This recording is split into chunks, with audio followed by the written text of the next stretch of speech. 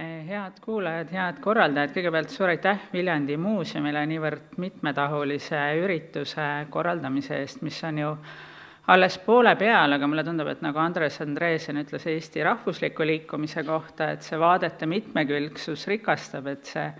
rikastab kindlasti ka meie vaadet Köhlerile. Mulle tundub, et ka nagu tõestab juba praeguseks hästi veenvalt, et meile võib tunduda, et Köhler ja see tema ajastu ja kogu see rahvusliku liikumise aeg, et see oleks midagi justkui nagu hästi tuntud ja läbi uuritud, aga et vastupidi, siin on arutada ja uurida veel väga palju ja võib-olla on ka nagu vaielda väga palju, mis ka juba natukene hakkab tunduma. Ja ma olen vist juba üsna mitmes esineja täna, kes ütleb, et ta alustab väikese provokatsiooniga, et ma arvan, kõik viimased on siin väikese provokatsiooniga alustanud ja teen seda minagi ja kui ma seda ettekannet ette valmistasin ja Köhlerile tagasi mõtlesin, siis ma liikusin aega, kui me Tiina Malmgreniga umbes 10 aastat tagasi tegime uurimisprojekti Eesti ajaloopildi ajaloost ja mõtlesime palju selle üle, et kuhu saaks tagasi viia Eesti rahvusliku ajaloopildi ajalugu ja et kas seda saaks viia Köhlerini tagasi. Ja meie jaoks oli hästi üheks käivitavaks mõtteks või tsitaadiks selline Peeter Linnapi kindlasti ka omamoodi provokatsioonilisena ja võib-olla sellist Eesti fotograafia ajalugu legitimeerivana välja öeldud mõtteavaldus siis 2007. aastast, kus ta siis küsib, et miks Köhler ei kujuta laulupidu, miks ta ei kujuta rahvusliku liikumise tegelasi, et miks ta kujutab ainult oma isa ja ema, aga mitte eestlast kui sellist, et miks ta tegeleb oma vanematega, oma õega ja siis lisab, et nende oma perekonnaliikmete pildiline kujutamine on kantud võrdlemisi puisest ja üks-ühese tähendusega allegooriast. Tundub, et Köhleri loomingust saab alguse Eesti kunstile omane väga kahestunud identiteeti peegeldav ajaloomaal, millel pole aga paradoksaalselt ajalooga kuigi palju pistmist. Meile Tiina Mallega tundus väga põnev ja kannustav tsitaat, millega siis tõepoolest minna vaatama neid Köhleri allegoorilisi pilte ja küsima, et kui palju nendes võiks olla tegemist ajaloo või miks mitte ka poliitika kujutamisega, sest sellest, et Köhler on tihedalt poliitika ja rahvusliku võitlusega seotud, oleme täna juba palju kuulnud. Ja kui me oma projekti tegime ja ma arvan, kui teiegi siin praegu Köhleri peale, ajaloopildi peale mõtlete, et siis meil kõigil kindlasti on oma teatud ettekujutus ajaloopildist, mis Köhleri ajastuga seoses võiks näha välja umbes selline, nagu on näha sellel vaatel varasemale Kadrioru ajaloomuuseumis siis 19. sajandi ja ennekõike Balti-Saksa, aga ka välisajaloo-pildile keskendunud näitusel, kui kunstnik kohtus Kleioga, millest Tiina Malmgren kureeris koos Anu Allikveega. Et siin on kindlasti ka erinevaid selliseid piiblistseene, mida Tiina juba mainis, erinevaid allegooriaid, aga ka palju erinevaid selliseid rohkem või vähem realistlikke või rahvusromantilisi ajaloosündmuste kujutisi. Ja meile tundus, et võib jääda selle seisukoha juurde, et ajaloopilt siis Köhleri kaasajal peab olema just nimelt selline, aga võib ikkagi püstitada küsimuse, et kas Köhleri neid erinevaid ajaloolisi või siis ka neid erinevaid rahvuslike tüüpide kujutisi võiks võtta pisut ajaloolisemalt või poliitilisemalt. Ja kui ma nüüd veel seda ettekannet ette valmistades mõtlesin tagasi meie toonase näituse peale Kumu kunstimuuseumis 2018. aastal, siis mulle sai selgeks, et ega me seal Köhlerit ju ei näidanud, aga kui te vaatate seda toredat Kadrioru Saksa gümnaasiumi kooliklassi, siis nende taga siin keskel paistab üks Köhleri teose repro. See on siis tema 1864. aasta teos Ärkamine nõidusunest, ehk et tõepoolest see Eesti ajaloopildi algus oli meil siin näitusel esindatud siis ka Köhleri näol. Seal on ka erinevad Friedrich Ludwig von Maidel ja Edward Magnus Jakobsoni reprod, et sellised kas kaduma läinud või trükitehnikas esindatud pildid, millega võib-olla ei ole nagu ka osatud midagi eriti pihta hakata, muu hulgas ka selle Köhleri maaliga Ärkamine nõidusunest, millega ma ei taha öelda, et sellega ei ole tegeletud või et seda ei ole käsitletud, et vastupidi, sellest on üsna palju kirjutatud, aga et seda on ikka nagu pisut nagu ka häbenetud või rõhutatud ka sellist omaaegset teravat kriitikat ja oldud kuidagi nagu ebalevad selle teose ja temaga sellise muinasjutulise, allegoorilise ja võib-olla ka reprol sellise kohmaka kujutusviisi poolest, et tegemist on ju originaalis ühe Köhleri kõige suurema teosega, mille mõõdud on siis üle 3x4 meetrit ja pisut peale, ja mis on säilinud siis ainult mustvalge reprona, kuna ta pärast siis 1880 näitust Moskvas läks kaduma, väidetavalt, aga tõestamata siis baltisakslaste mahinatsioonide tõttu ja on siis tuntud ainult sellise repro kaudu, muuhulgas siis ka Eesti publikule juba 1880 aastatel ja omast ajast on säilinud selle kohta nii teravat kriitikat ja halvustamist, aga ka üksjagu siis sellist imetlust Köhleri tehnilise meisterlikkuse kohta eri värvide, valguste, eri materjalide kujutamisel, millest Tiina just ka rääkis ja mis siis väidetavalt sellel teosel oma originaalis oli olemas. Ja näitan siis korraks neid säilinud teoseid, et sellest on siis säilinud Eesti Kunstimuuseumi kogus eskiis hauarüüstajad, selline väiksemahuline mustvalge teos, ja tõepoolest siis repro, mis pärineb see näide Karl Robert Jakobsoni talumuuseumist, tuues jälle välja neid rahvuslike äratajate ja aktivistide võrgustikke. Ja võib-olla siin peaks just ka rõhutama, et Köhleri teosed ju saidki Eesti publikule alles 1880 aastate keskel laiemalt tuttavaks, kui müügile tulid siis Köhleri teoste reproduktsioonid. Aga et see ei ole kaugeltki ainult Köhlerile iseloomulik, vaid et just see selline paljuski 19. sajandi teisel poolel tuntuks või siis sellise Euroopa ja maailma kaanonisse liikunud maailma kõige tuntumate kunstiteoste maine paljuski just põhineb reproduktsioonidel, et selles mõttes ka just see Köhleri tuntus Eesti laiemate rahvahulkade seas tollasel ajal saigi ennekõike reprodele ja mitte veel näitustele tugineda. Nüüd aga selle teose enese sisu ja võimalike tähendusväljade ja seoste juurde korraks. Et teos on siis ka nagu paljud teised tuntud maalikunstiteosed tuntud väga erinevate nimede poolest, et on ärkamine nõidusunest või nõidusunest ärkamine on see, mille all ta viimasel ajal kõige rohkem tuntud on, või siis ka Eesti legend, aga on ka siis paganlanna ärkamine 100-aastasest nõidusunest või lihtsalt legend, ja see on käinud siis komplektis see maal, Köhler on teda ise ka niimoodi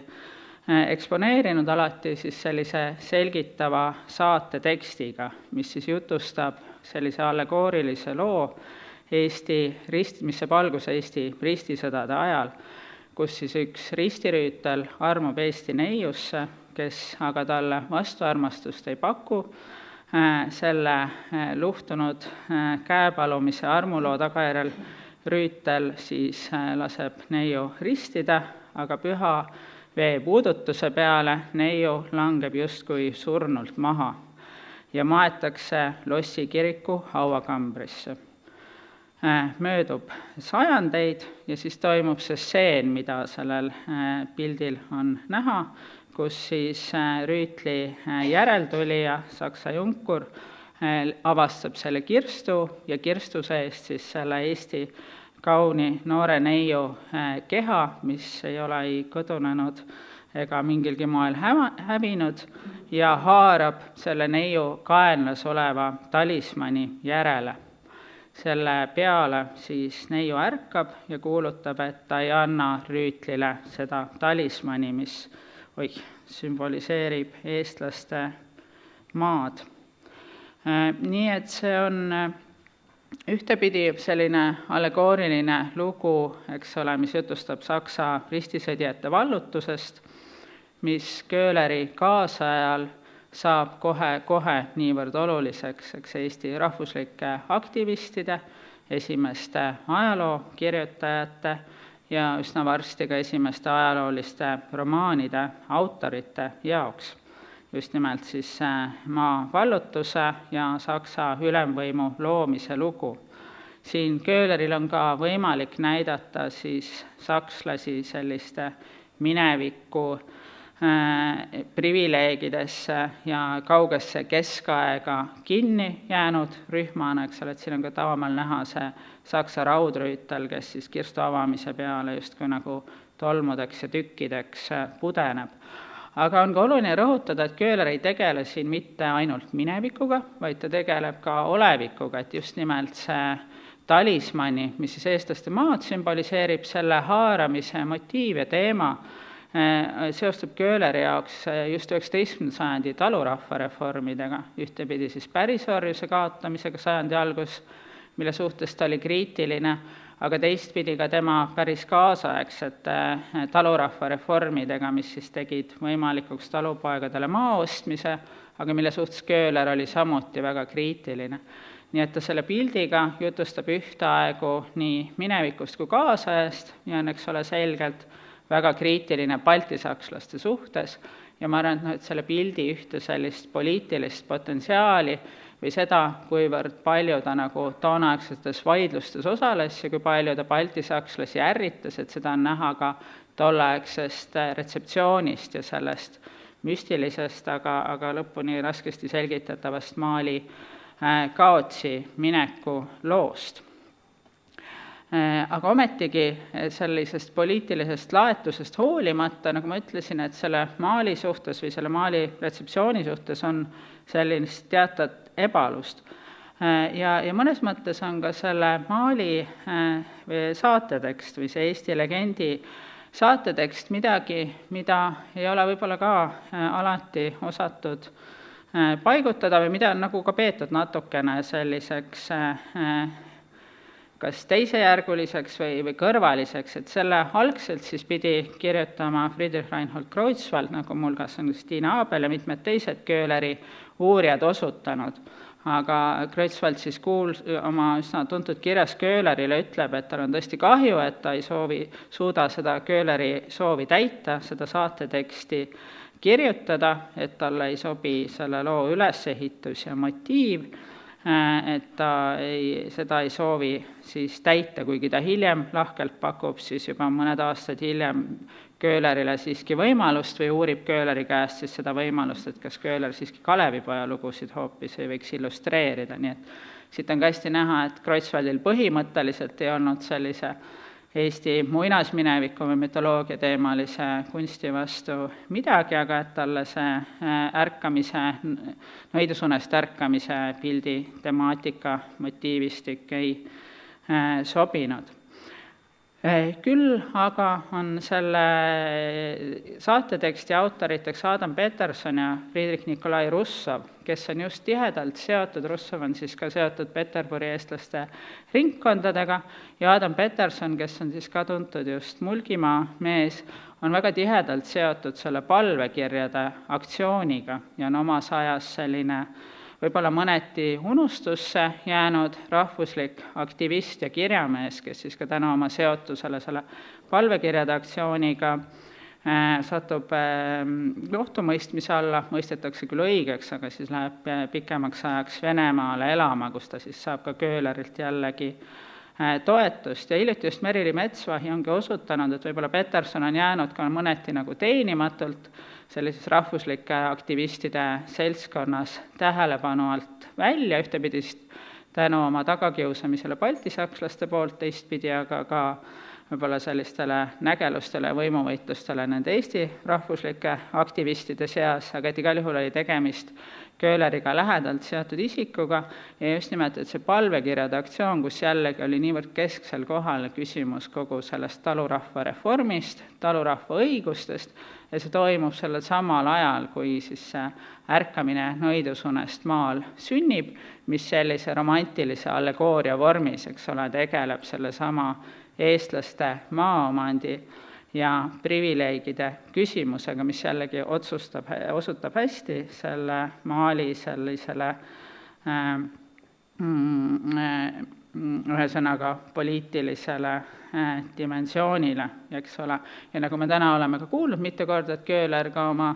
siis erinevas temast jäänud siis kirjalikus pärandis, nii käsikirjalises kui muus, on väga selgelt nagu ka võtnud ja suhestunud just nimelt selle talurahva õiguste olukorraga Eestis, et kui just siin varem mainitud Ea Jansen on ka öelnud, et Köhler on autor, kes on ennekõike siis pintsli ja mitte sulesepp, et siis mulle tundub, et siin ka nendes varasemates ettekannetes on selgelt välja tulnud see, et ta siiski oli ka väiksel määral sulesepp, kelle nagu vaadetest on üksjagu materjali järgi jäänud. Ja et nüüd vaadata veel natuke neid motiive ja sellist allegoorilist vormi edasi,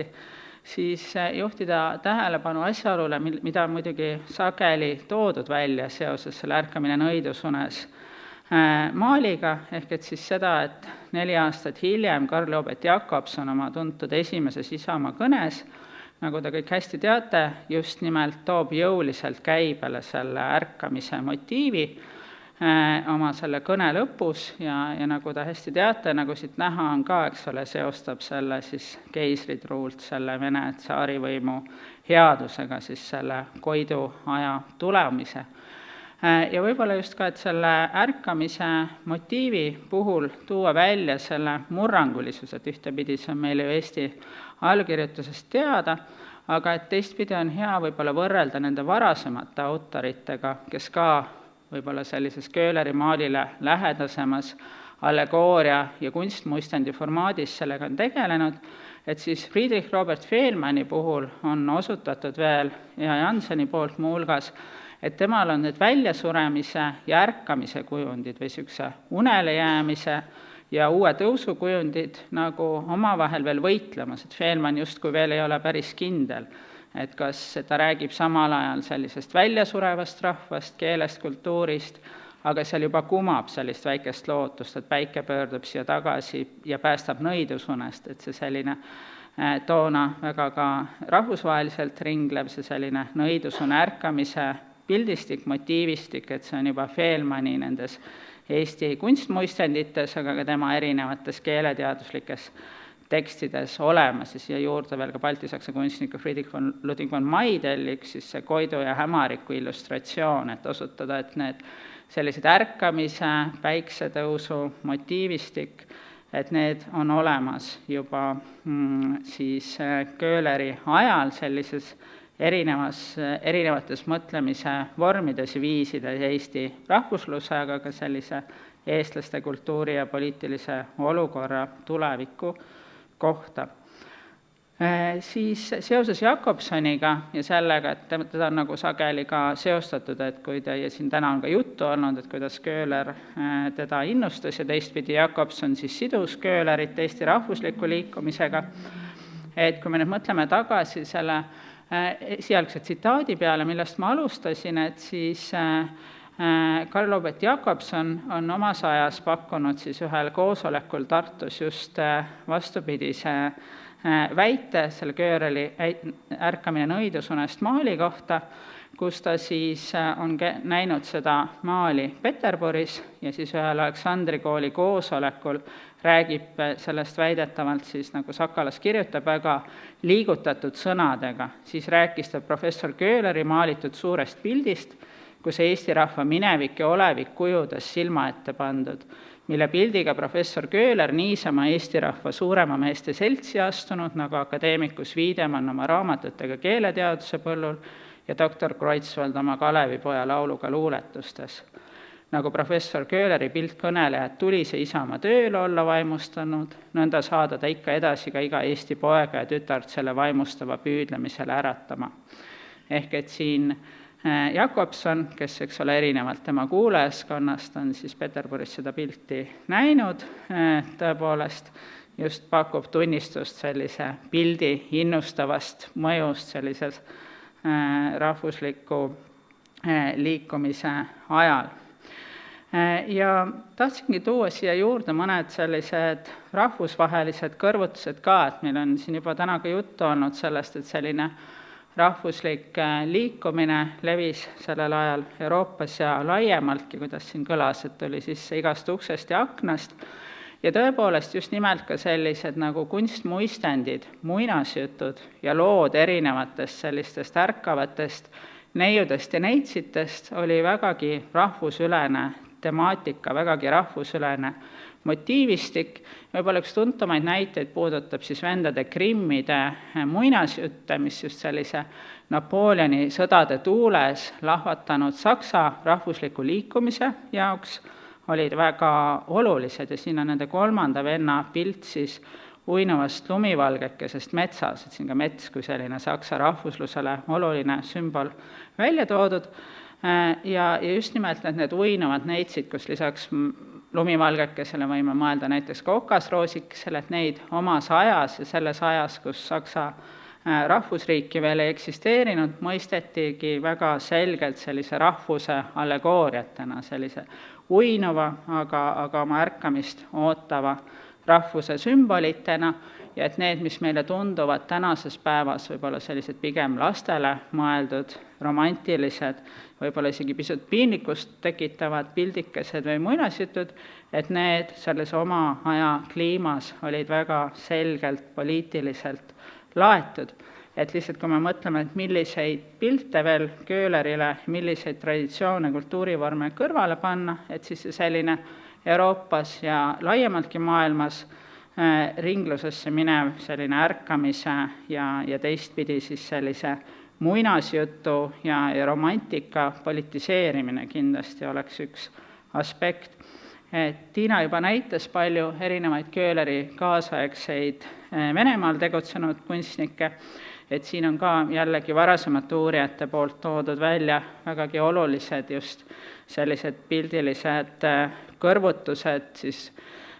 kust Köhler kindlasti selle nõidusunest ärkamise teose jaoks sai sellist kompositsioonilist, vormilist, ideelist eeskuju, aga jällegi, et võib-olla kui mõtleme, et mida nende kõrvale veel panna, mõeldes just sellise rahvusliku liikumise rahvusülesuse peale, et siis tasub võib-olla vaadata ja mõelda just ka nende erinevate muuhulgas ka saksa näidete peale, see näide mulle alati meeldib, kuna tegemist on Köhleri nimekaimuga, siis Christian Köhler, kelle tuntuim teos on siis sündinud Saksa revolutsiooni ajal, Ärkav Germaania, ja pakub, ma arvan, ka huvitavat kõrvutust sellele, eks ole, et Köhler, kes on ääretult saksa vaenulikult väljendanud erinevates oma tekstides, oma tähelepanekutes ja kelle saksa vastast vaenu kannab või agitatsiooni poliitilist kannab siis ka tema ärkamine nõidusunest, et tegelikult opereerib selles samas üsnagi rahvusüleses sellises motiivistikus, nagu ka Christian Köhler, kes siis kujutab seda ärkavat Saksamaad. Et siin on muidugi ka olulisi erinevusi selles mõttes, et märkad, et sellel ärkaval Germaanial on siin siiski ka mõõk ja siis selle Püha Saksa-Rooma keisririigile viitav kroon, aga samas on ka nagu üllatavaid selliseid sarnaseid momente, et need hallikad kaks kuju, kes siin taanduvad Germaania seeliku taustal, on siis sellised teemonid, kellel ühel on käes ka sellised erinevad orjusele viitavad piitsad ja elemendid, ehk et mis jällegi ka näitab, et see selline orjuse motiivistik, mis on ju hästi oluline ja Eestis niivõrd tihedalt seotud kogu selle pärisorjuse ja teoorjuse temaatikaga, et ka sellel on oma koht selliste Euroopa rahvaste juures, kellel ei ole sellist pärisorjuse, teoorjuse ajalugu ega kultuurimälu nagu eestlastel, et selle nagu Saksamaa ärkamist kujutaval pildil, see kujutab siis sellist, orjus sümboliseerib siis sellist rahva allasurutuse või sellist nagu uinumise aega. Ehk et need sellised erinevad veel kord rahvusülesed motiivid on aspekt, mida tõsiselt võtta ja tõepoolest ka see sellise romantika, rahvusromantika, muinasjuttude selline näiliselt teisejärgulise uue poliitilise ja rahvusvahelise dimensiooni avastamine. Aitäh!